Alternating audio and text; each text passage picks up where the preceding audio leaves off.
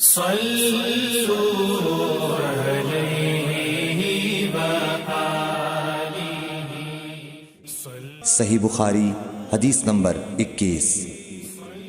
حضور اکرم صلی اللہ علیہ وآلہ وسلم نے ارشاد فرمایا، جس شخص میں یہ 3 باتیں ہوں گی وہ ایمان کا مزہ پالے گا۔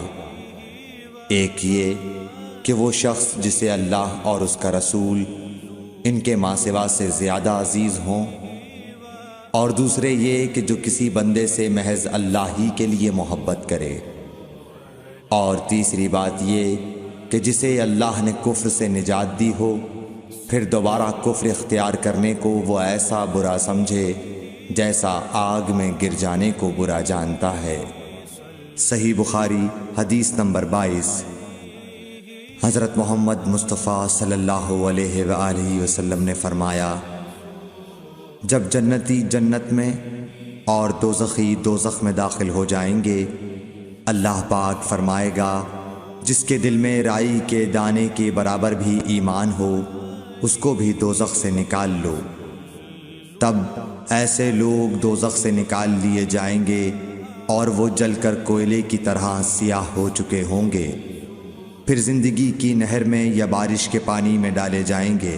اس وقت وہ دانے کی طرح اگائیں گے جس طرح ندی کے کنارے دانے اگاتے ہیں۔ کیا تم نے نہیں دیکھا کہ دانہ زردی مائل پیچ در پیچ نکلتا ہے؟ صحیح بخاری حدیث نمبر 23۔ حضور اکرم صلی اللہ علیہ وآلہ وسلم نے فرمایا، میں ایک وقت سو رہا تھا، میں نے خواب میں دیکھا کہ لوگ میرے سامنے پیش کیے جا رہے ہیں اور وہ کرتے پہنے ہوئے ہیں، کسی کا کرتا سینے تک ہے اور کسی کا اس سے نیچا ہے۔ پھر میرے سامنے عمر بن خطاب لائے گئے، ان کے بدن پر جو کرتا تھا اسے وہ گھسیٹ رہے تھے، یعنی ان کا کرتا زمین تک نیچا تھا۔ صحابہ رضی اللہ تعالی عنہ نے پوچھا کہ یا رسول اللہ اس کی کیا تعبیر ہے؟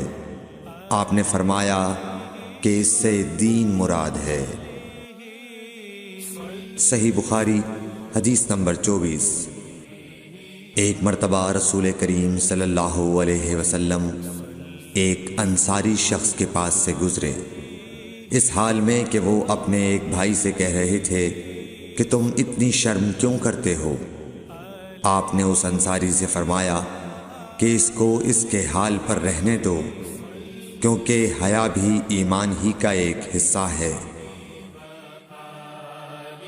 صحیح بخاری حدیث نمبر 25۔ رسول اللہ صلی اللہ علیہ وسلم نے فرمایا، مجھے اللہ کی طرف سے حکم دیا گیا ہے کہ لوگوں سے جنگ کروں اس وقت تک کہ وہ اس بات کا اقرار کر لیں کہ اللہ کے سوا کوئی معبود نہیں ہے، اور یہ کہ محمد صلی اللہ علیہ وسلم اللہ کے سچے رسول ہیں، اور نماز ادا کرنے لگیں اور زکوٰۃ دیں۔ جس وقت وہ یہ کرنے لگیں گے تو مجھ سے اپنے جان و مال کو محفوظ کر لیں گے سوائے اسلام کے حق کے۔ رہا ان کے دل کا حال تو ان کا حساب اللہ کے ذمے ہے۔ صحیح بخاری حدیث نمبر 26۔ رسول اللہ صلی اللہ علیہ وسلم سے دریافت کیا گیا کہ کون سا عمل سب سے افضل ہے؟ فرمایا، اللہ اور اس کے رسول پر ایمان لانا۔ کہا گیا اس کے بعد کون سا؟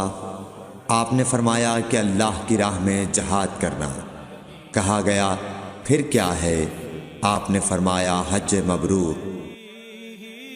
صحیح بخاری حدیث نمبر 27۔ رسول اللہ صلی اللہ علیہ وسلم نے چند لوگوں کو کچھ عطیہ دیا اور سعد وہاں موجود تھے۔ وہ کہتے ہیں کہ رسول اللہ صلی اللہ علیہ وسلم نے ان میں سے ایک شخص کو کچھ نہ دیا، حالانکہ وہ ان میں مجھے سب سے زیادہ پسند تھا۔ میں نے کہا حضور آپ نے فلاں کو کچھ نہ دیا، میں اسے مومن گمان کرتا ہوں۔ آپ نے فرمایا مومن یا مسلمان؟ میں تھوڑی دیر چپ رہ کر پھر پہلی بات دہرانے لگا۔ حضور صلی اللہ علیہ وسلم نے بھی دوبارہ وہی جواب دیا۔ پھر آپ نے فرمایا کہ اے سعد، باوجود یہ کہ ایک شخص مجھے زیادہ عزیز ہے، پھر بھی میں اسے نظر انداز کر کے کسی اور دوسرے کو اس خوف کی وجہ سے یہ مال دیتا ہوں کہ وہ اپنی کمزوری کی وجہ سے اسلام سے پھر جائے اور اللہ اسے آگ میں اوندھا ڈال دے۔ صحیح بخاری حدیث نمبر 28۔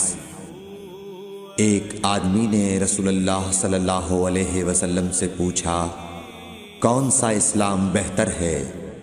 آپ صلی اللہ علیہ وسلم نے فرمایا کہ تو کھانا کھلائے اور ہر شخص کو سلام کرے، خواہ اس کو تو جانتا ہو یا نہ جانتا ہو۔ صحیح بخاری حدیث نمبر 29۔ حضرت صلی اللہ علیہ وسلم نے فرمایا، مجھے دوزخ دکھلائی گئی تو اس میں زیادہ تر عورتیں تھیں جو کفر کرتی ہیں۔ کہا گیا، حضور کیا وہ اللہ کے ساتھ کفر کرتی ہیں؟ آپ صلی اللہ علیہ وسلم نے فرمایا کہ خاوند کی ناشکری کرتی ہیں اور احسان کی ناشکری کرتی ہیں۔ اگر تم عمر بھر ان میں سے کسی کے ساتھ احسان کرتے رہو، پھر تمہاری طرف سے کبھی کوئی ان کے خیال میں ناگواری کی بات ہو جائے تو فوراً کہہ اٹھے گی کہ میں نے کبھی بھی تجھ سے کوئی بھلائی نہیں دیکھی۔ صحیح بخاری حدیث نمبر 30۔ حضرت صلی اللہ علیہ وآلہ وسلم فرماتے تھے، جب دو مسلمان اپنی اپنی تلواریں لے کر بھڑ جائیں تو قاتل اور مقتول دونوں دوزخی ہیں۔ عرض کیا گیا، یا رسول اللہ، قاتل تو خیر ضرور دوزخی ہونا چاہیے، مقتول کیوں؟ فرمایا، وہ بھی اپنے ساتھی کو مار ڈالنے کی حرص رکھتا تھا، موقع پاتا تو وہ اسے ضرور قتل کر دیتا، دل کے عزم صمیم پر وہ دوزخی ہوا۔ صحیح بخاری حدیث نمبر 31۔ ابو ذر ایک جوڑا پہنے ہوئے تھے اور ان کا غلام بھی جوڑا پہنے ہوئے تھا۔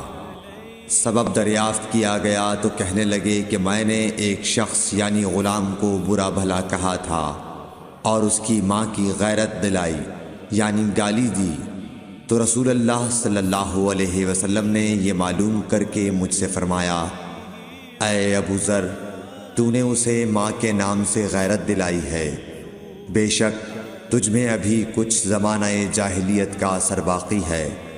یاد رکھو، ماتحت لوگ تمہارے بھائی ہیں، اللہ نے اپنی کسی مصلحت کی بنا پر انہیں تمہارے قبضے میں دے رکھا ہے، تو جس کے ماتحت اس کا کوئی بھائی ہو تو اس کو بھی وہی کھلائے جو آپ کھاتا ہے، اور وہ کپڑا اسے پہنائے جو آپ پہنتا ہے، اور ان کو اتنے کام کی تکلیف نہ دو کہ ان کے لیے مشکل ہو جائے، اور اگر کوئی سخت کام ڈالو تو تم خود بھی ان کی مدد کرو۔ صحیح بخاری حدیث نمبر 32۔ جب سورہ انعام کی یہ آیت اتری، جو لوگ ایمان لائے اور انہوں نے اپنے ایمان میں گناہوں کی آمیزش نہیں کی، تو آپ صلی اللہ علیہ وسلم کے اصحاب نے کہا، یا رسول اللہ، یہ تو بہت ہی مشکل ہے، ہم میں کون ایسا ہے جس نے گناہ نہیں کیا؟ تب اللہ پاک نے سورہ لقمان کی یہ آیت اتاری کہ بے شک شرک بڑا ظلم ہے۔ صحیح بخاری حدیث نمبر 33۔ رسول اللہ صلی اللہ علیہ وآلہ وسلم نے فرمایا، منافق کی علامتیں 3 ہیں، جب بات کرے جھوٹ بولے، جب وعدہ کرے اس کے خلاف کرے، اور جب اس کو امین بنایا جائے تو خیانت کرے۔ صحیح بخاری حدیث نمبر 34۔ رسول اللہ صلی اللہ علیہ وسلم نے فرمایا کہ 4 عادتیں جس کسی میں ہوں تو وہ خالص منافق ہے، اور جس کسی میں ان 4 میں سے ایک عادت ہو تو وہ بھی نفاق ہی ہے جب تک اسے نہ چھوڑ دے۔ وہ یہ ہیں، جب اسے امین بنایا جائے تو امانت میں خیانت کرے، اور بات کرتے وقت جھوٹ بولے، اور جب کسی سے عہد کرے تو اسے پورا نہ کرے، اور جب کسی سے لڑے تو گالیوں پر اتر آئے۔ صحیح بخاری حدیث نمبر 35۔ رسول اللہ صلی اللہ علیہ وسلم نے فرمایا، جو شخص شب قدر ایمان کے ساتھ محض ثواب آخرت کے لیے ذکر و عبادت میں گزارے، اس کے گزشتہ گناہ بخش دیے جاتے ہیں۔ صحیح بخاری حدیث نمبر 36۔ رسول اللہ صلی اللہ علیہ وسلم نے فرمایا، جو شخص اللہ کی راہ میں جہاد کے لیے نکلا، اللہ اس کا ضامن ہو گیا۔ اللہ تعالیٰ فرماتا ہے، اس کو میری ذات پر یقین اور میرے پیغمبروں کی تصدیق نے اس سرفروشی کے لیے گھر سے نکالا ہے۔ میں اس بات کا ضامن ہوں کہ یا تو اس کو واپس کر دوں ثواب اور مال غنیمت کے ساتھ، یا شہید ہونے کے بعد جنت میں داخل کر دوں۔ رسول اللہ صلی اللہ علیہ وسلم نے فرمایا، اور اگر میں اپنی امت پر اس کام کو دشوار نہ سمجھتا تو لشکر کا ساتھ نہ چھوڑتا، اور میری خواہش ہے کہ اللہ کی راہ میں مارا جاؤں، پھر زندہ کیا جاؤں، پھر مارا جاؤں، پھر زندہ کیا جاؤں، پھر مارا جاؤں۔ صحیح بخاری حدیث نمبر 37۔ حضرت صلی اللہ علیہ وسلم نے فرمایا، جو کوئی رمضان میں راتوں کو ایمان رکھ کر اور ثواب کے لیے عبادت کرے، اس کے اگلے گناہ بخش دیے جاتے ہیں۔ صحیح بخاری حدیث نمبر 38۔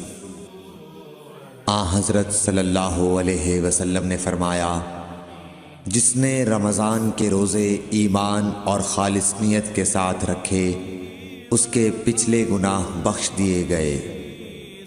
صحیح بخاری حدیث نمبر 39۔ حضرت صلی اللہ علیہ وسلم نے فرمایا، بے شک دین آسان ہے، اور جو شخص دین میں سختی اختیار کرے گا تو دین اس پر غالب آ جائے گا اور اس کی سختی نہ چل سکے گی۔ بس اس لیے اپنے عمل میں پختگی اختیار کرو، اور جہاں تک ممکن ہو میانہ روی برتو، اور خوش ہو جاؤ کہ اس طرز عمل سے تم کو دارین کے فوائد حاصل ہوں گے، اور صبح اور دوپہر اور شام اور کسی قدر رات میں عبادت سے مدد حاصل کرو۔ نماز 5 وقتہ بھی مراد ہو سکتی ہے کہ پابندی سے ادا کرو۔ صحیح بخاری حدیث نمبر 40۔ رسول اللہ صلی اللہ علیہ وسلم جب مدینہ تشریف لائے تو پہلے اپنی نانہال اترے جو انصار تھے، اور وہاں آپ نے 16 یا 17 ماہ بیت المقدس کی طرف منہ کر کے نماز پڑھی، اور آپ کی خواہش تھی کہ آپ کا قبلہ بیت اللہ کی طرف ہو۔ جب بیت اللہ کی طرف نماز پڑھنے کا حکم ہو گیا تو سب سے پہلی نماز جو آپ نے بیت اللہ کی طرف پڑھی عصر کی نماز تھی۔ وہاں آپ صلی اللہ علیہ وسلم کے ساتھ لوگوں نے بھی نماز پڑھی۔ پھر آپ کے ساتھ نماز پڑھنے والوں سے ایک آدمی نکلا اور اس کا مسجد بنی حارثہ کی طرف گزر ہوا تو وہ لوگ رکوع میں تھے۔ وہ بولا کہ میں اللہ کی گواہی دیتا ہوں کہ میں نے رسول اللہ صلی اللہ علیہ وسلم کے ساتھ مکے کی طرف منہ کر کے نماز پڑھی ہے۔ یہ سن کر وہ لوگ اسی حال میں بیت اللہ کی طرف گھوم گئے، اور جب رسول اللہ صلی اللہ علیہ وسلم بیت المقدس کی طرف منہ کر کے نماز پڑھا کرتے تھے، یہودی اور عیسائی خوش ہوتے تھے، مگر جب آپ نے بیت اللہ کی طرف منہ پھیر لیا تو انہیں یہ امر ناگوار ہوا۔ زہیر ایک راوی کہتے ہیں کہ ہم سے ابو اسحاق نے برا سے یہ حدیث بھی نقل کی ہے کہ قبلہ کی تبدیلی سے پہلے کچھ مسلمان انتقال کر چکے تھے، تو ہمیں یہ معلوم نہ ہو سکا کہ ان کی نمازوں کے بارے میں کیا کہیں۔ تب اللہ نے یہ آیت نازل کی، وَمَا كَانَ اللَّهُ لِيُضِيعَ إِيمَانَكُمْ، سورہ بقرہ آیت نمبر 143۔ صلوا علیہ وآلہ۔